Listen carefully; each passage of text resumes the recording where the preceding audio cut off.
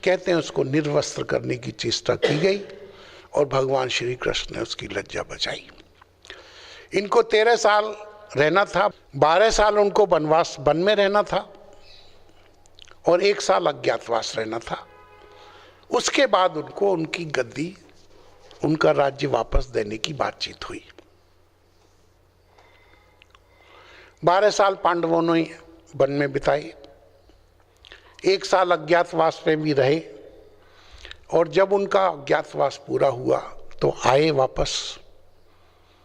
तो माना नहीं दुर्योधन, बोला नहीं, 1 दिन अभी बाकी है और तुम लोग चूंकि अज्ञातवास से पहले आ गए तो फिर तुम 12 साल जाओ और फिर 1 साल का अज्ञातवास करके आओ, तब हम मानेंगे। नहीं माना दुर्योधन। बहुत लोगों ने कहा, बातचीत हुई कि भाई देखो, तुमने वादा किया था और ये भी आपके भाई हैं, राजा हैं, असली हकदार तो यही है। बोला कुछ नहीं, मैं इनको कुछ नहीं दूंगा। भगवान कृष्ण ने भी चेष्टा की कि इनके बीच का समझौता हो जाए, ऐसा हुआ नहीं, वो नहीं माना। कृष्ण गए जब दुर्योधन के सभा में तो उसने उन्हीं को बंदी बनाने का प्रयास किया। अंतगोत्वा 5 गांव भी पांडवों ने मांगे, वो देने को राजी नहीं हुए।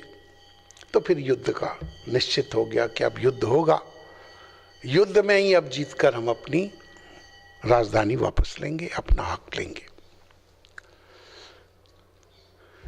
युद्ध की तैयारी हो गई। तो तैयारी जब हो गई तो धृतराष्ट्र अंधे थे। वेदव्यास जी महाराज ने उनको सुझाव दिया कि मैं आपको दिव्य दृष्टि देता हूं,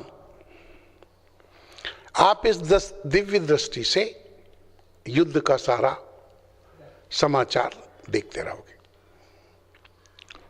धृतराष्ट्र बोले, नहीं, मैं अपने पुत्रों का रक्तपात नहीं देख सकता, आप मुझे मत दो दिव्य दृष्टि।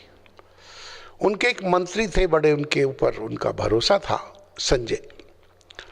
संजय को उन्होंने वो दिव्य दृष्टि दी और दिव्य दृष्टि के साथ साथ उन्होंने एक और कहा कि जिस जिसके युद्ध भूमि में जितने भी योद्धा होंगे, जिस जिसके मन में जो जो भाव होंगे, वो भी आप जान सकेंगे। ऐसे करके उनको आशीर्वाद दिया। संजय युद्ध देखते रहे। 10वें दिन युद्ध में भीष्म पितामह को घायल होकर रथ के नीचे गिरना पड़ा। वो कथाएं अलग हैं, हम गीता के तक इसको रखेंगे। भीष्म पितामह सेनापति थे कौरव पक्ष के। तो जब उनका घायल होकर गिरना रथ से देखा तो संजय ने बोला कि अब मुझे राजा को सूचना देनी चाहिए। तो उन्होंने कहा, राजन, आपके पक्ष के सेनापति भीष्म पितामह घायल होकर रथ से नीचे गिर गए और अब आपकी सेना में किसी और सेनापति की नियुक्ति होगी। धृतराष्ट्र ने जब ये सुना कि भीष्म पितामह हमारे युद्ध में घायल हो गए और अब वो युद्ध में हिस्सा नहीं लेंगे, तब उसने कहा कि संजय, अब तो मुझे पूरे युद्ध की चर्चा सुनाओ। यहां से गीता का पहला श्लोक शुरू होता है। धर्म क्षेत्रे कुरुक्षेत्रे संवेतायुत्सव मामका पांडवाश्चैव किम अकुर्वत संजय। देखिए, एक एक शब्द के ऊपर ध्यान देंगे। कुरुक्षेत्र में तो युद्ध हुआ है। धर्म क्षेत्र, इस युद्ध को धर्म युद्ध की संज्ञा दी गई है।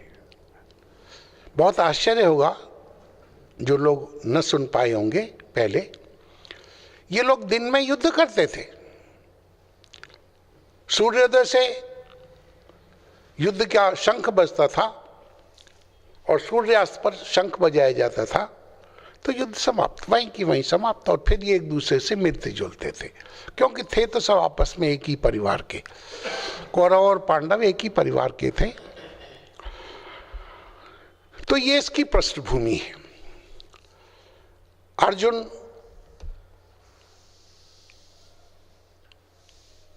भगवान कृष्ण को कहते हैं, अब वो संजय सुना रहे हैं, ये सब का सब संजय उवाच है। भगवान कृष्ण भी बोलेंगे तो बोलेगा संजय, संजय सुना रहे हैं धृतराष्ट्र को। ये 700 श्लोक हैं, एक श्लोक सिर्फ इसमें धृतराष्ट्र का है। तो बोलते हैं, अर्जुन ने बोला भगवान कृष्ण को, जब दोनों सेनाएं आमने सामने हो गई, कहते हैं 18 अक्षौणी सेनाएं थी, 7 पांडवों के पक्ष में थी और 11 कौरवों के पक्ष में थी। तो ये लोग जब खड़े हुए, युद्ध के लिए तैयारी हो गई, शंखनाद सबके बज गए, तब अर्जुन बोलता है, भगवान मेरे रथ को अब आप दोनों सेनाओं के बीच में ले चलो। युद्ध की पूरी तैयारी है, बस एक दूसरे के ऊपर होने ही वाला है कि अर्जुन बोलता है कि मेरे रथ को आप दोनों सेनाओं के बीच में ले चलो। अर्जुन का रथ भगवान ने दोनों सेनाओं के बीच में खड़ा कर दिया। खड़ा करने के पश्चात अर्जुन ने देखा, देखिए पूरा जीवन ध्यान दीजिएगा, अर्जुन जैसा धनुर्धर वीर कोई नहीं है। पांडवों में भी अर्जुन सर्वश्रेष्ठ है। शिवजी को ललकार दिया, और ललकार ही नहीं दिया, हरा दिया। इंद्र को ललकार दिया, ऐसा योद्धा। अब वो उसने अपने देखा कि सारे तो मेरे स्वजन हैं, इधर भी और इधर भी। उसके मन में शोक होगा, मोह हो गया, और परिणाम स्वरूप विषाद हो गया। बोलता है अब तो मेरे हाथ से ये धनुष गिर रहा है, मेरा सारा शरीर तो कांप रहा है, गात में जैसे जान ही नहीं है, मैं तो खुद ही गिरने वाला हूं, मैं युद्ध नहीं करूंगा। बहुत लोग कहते हैं कि गीता जो है वो महात्माओं के लिए है, संतों के लिए है। बहुत छोटी सोच है। गीता युद्ध भूमि में बोली गई है। गीता का उपदेश युद्ध भूमि में हुआ है।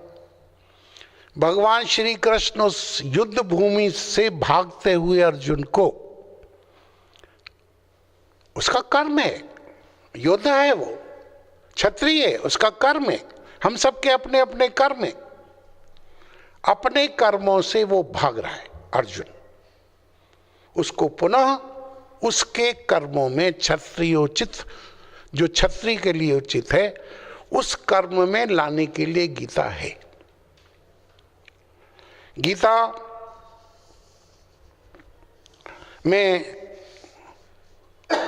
बहुत बातें स्पष्ट रूप से समझाई जाएंगी।